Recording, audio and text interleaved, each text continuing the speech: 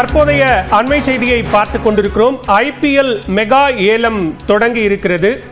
2025 Saudi அரேபியாவின் Jeddah நகரில் இந்த ஏலம் என்பது தொடங்கி இருக்கிறது. இது தொடர்பான மேலதிக விவரங்களோடு செய்தி அறையிலிருந்து இணைகிறார் சிறப்பு செய்தியாளர் சரையாண்டி. Over to you.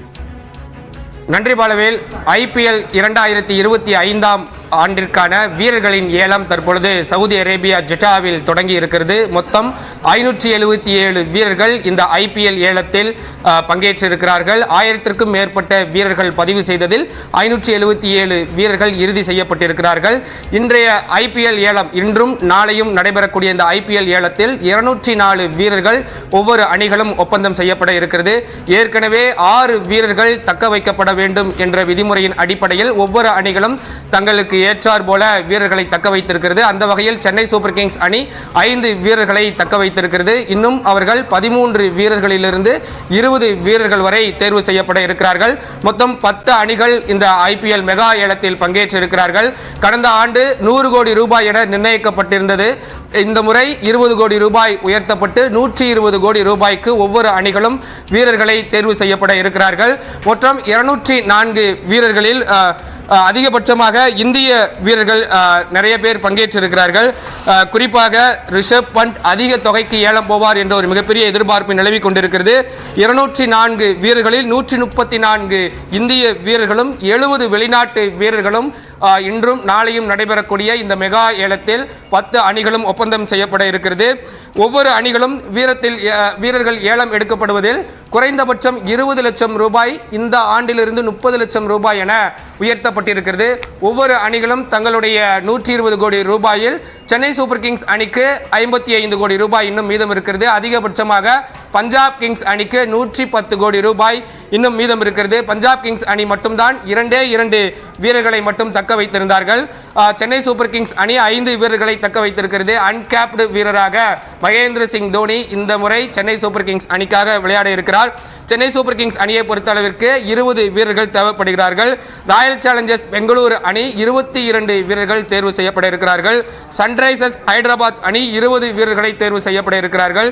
Mumbai Indians அணி 20 வீரர்கள், டெல்லி கேபிட்டல்ஸ் 21 வீரர்கள், பஞ்சாப் கிங்ஸ் 23 வீரர்கள், கொல்கத்தா நைட் ரைடர்ஸ் 19 வீரர்கள், குஜராத் டைட்டன்ஸ் 20 வீரர்கள், லக்னோ சூப்பர் ஜெயின்ட் 20 வீரர்கள் என மொத்தம் 204 வீரர்கள் தேர்வு செய்யப்பட இருக்கிறார்கள். ஒவ்வொரு அணிகளுமே தங்களுடைய அணியில் அதிகபட்சமாக 7 வெளிநாட்டு வீரர்களை தேர்வு செய்யப்பட வேண்டும். அந்த வகையில் சென்னை சூப்பர் கிங்ஸ் அணி 8 வெளிநாட்டு வீரர்களை தேர்வு செய்யப்பட வேண்டும். சென்னை சூப்பர் கிங்ஸ் அணிக்கு மீதம் 7 வெளிநாட்டு வீரர்களை தேர்வு செய்யப்பட காத்திருக்கிறது. சென்னை சூப்பர் கிங்ஸ் அணி யாரை ஏலத்தில் எடுக்கப் போகிறது என்ற ஒரு மிகப்பெரிய எதிர்பார்ப்பு நிலவி கொண்டிருக்கிறது. கையிருப்பாக 55 கோடி ரூபாய் தான் மீதம் இருக்கிறது.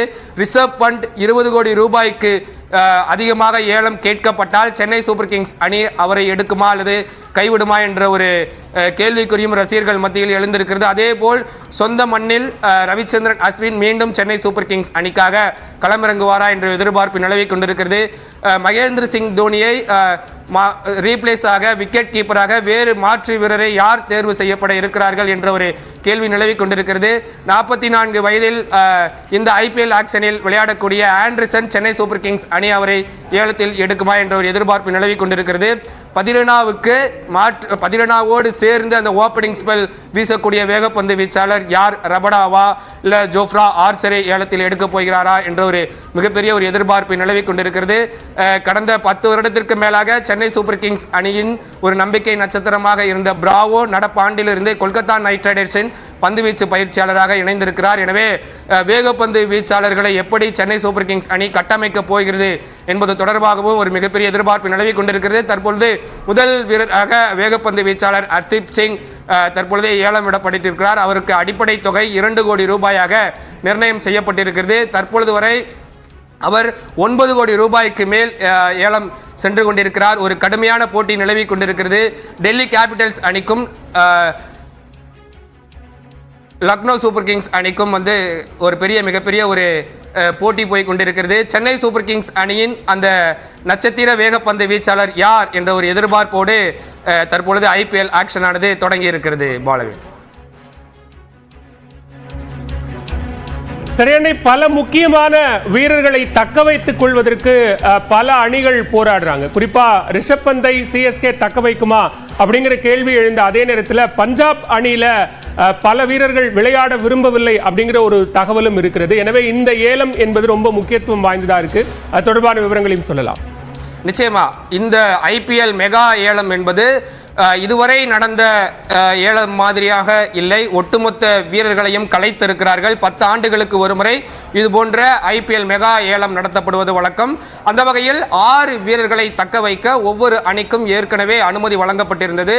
இதில் ஒவ்வொரு அணிகளும் தங்களுடைய வீரர்களின் எப்படி செயல்பட்டிருக்கிறார்கள் கடந்த ஆண்டுகளை பொறுத்தளவிற்கு அந்த வீரர்களின் திறமைக்கு ஏற்றார் போல ஒவ்வொரு அணியும் வீரர்களை தக்க வைத்தது. அதன் அடிப்படையில் சென்னை சூப்பர் கிங்ஸ் அணி 5 வீரர்களை தக்க வைத்தார்கள். ரித்துராஜ் கெய்க்வாட், ரவீந்திர ஜடேஜா, சிவம் துபே, பதிரனா, மகேந்திர சிங் தோனி ஆகிய 5 வீரர்களை சென்னை சூப்பர் கிங்ஸ் அணி ஏற்கனவே தக்க வைத்திருக்கிறது.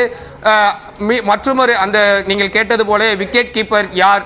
மகேந்திர சிங் தோனி ஏற்கனவே மிக நீண்ட காலமாக விளையாடி கொண்டிருக்கிறார். அவருக்கு முழங்காலில் காயம் இருக்கிறது. எனவே 20 ஓவர் அவரால் விக்கெட் கீப்பிங் செய்ய முடியுமா என்ற ஒரு கேள்வி கடந்த ஆண்டே எழுந்தது. எனவே அவருக்கு மாற்று வீரரான விக்கெட் கீப்பர் யார் என்ற ஒரு கேள்விதான் இன்று வரை சென்னை சூப்பர் கிங்ஸ் ரசிகருக்கு எழுந்து கொண்டிருக்கிறது. அந்த வகையில் டெல்லி கேபிட்டல்ஸ் அணியிலிருந்து முக்கியமான நட்சத்திர வீரரான ரிஷப் பந்த் கலட்டி விடப்பட்டார். அவரை எந்த அணி ஏலத்தில் எடுக்க போகிறது என்ற ஒரு மிகப்பெரிய எதிர்பார்ப்பு தான் நிலவிக் கொண்டிருக்கிறது. கடந்த ஆண்டு ஸ்டார்க் 24 கோடி ரூபாய்க்கு அதிகபட்ச தொகைக்கு ஏலம் எடுக்கப்பட்டார் கொல்கத்தா நைட் ரைடர்ஸ் அணியால். அவரை இந்த முறை அதிக ஏலம் எடுக்கப்பட்ட வீரர் என்ற ஒரு சாதனையை ரிஷப் பந்த் படைப்பார் என்ற ஒரு எதிர்பார்ப்பு நிலவிக் கொண்டிருக்கிறது. 24 கோடி ரூபாய்க்கு அடுத்தபடியாக பேட் கமின்ஸ் அதிக தொகைக்கு ஹைதராபாத் அணி ஏலத்தில் எடுத்தது. எனவே இவர்களுடைய சாதனையை எல்லாம் இன்றைய தினம் ரிஷப் பந்த் முறியடிப்பார் என்ற ஒரு மிகப்பெரிய ஒரு எதிர்பார்ப்பு நிலவிக் கொண்டிருக்கிறது.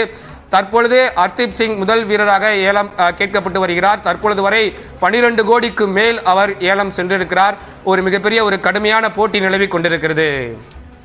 பாலவே சடையாண்டி, இதே போன்று பல முன்னணி வீரர்களை மற்ற அணிகளும் ஏலத்தில் எடுப்பதற்கான போட்டி என்பது கடுமையாக இருக்கிறது. இப்போ நீங்க குறிப்பிட்டு சொன்ன நட்சத்திர வீரர்களை தாண்டி மற்ற வீரர்கள், குறிப்பா பவுலர், அந்த மாதிரி ஸ்பெஷல் திறமையாளர்களை எடுப்பதற்கான அந்த வாய்ப்புகள் என்பது எந்த அணிக்கு மிக அதிகமாக இருக்கிறது? நிச்சயமா இன்றைய தினம் வழக்கமாக ஒவ்வொரு ஐபிஎல் போட்டியிலுமே பஞ்சாப் கிங்ஸ் அணி தான் அதிக தொகைக்கு ஏலம் வீரர்களை எடுப்பார்கள். அதிகப்படியான வீரர்களை ஏலம் எடுப்பார்கள்.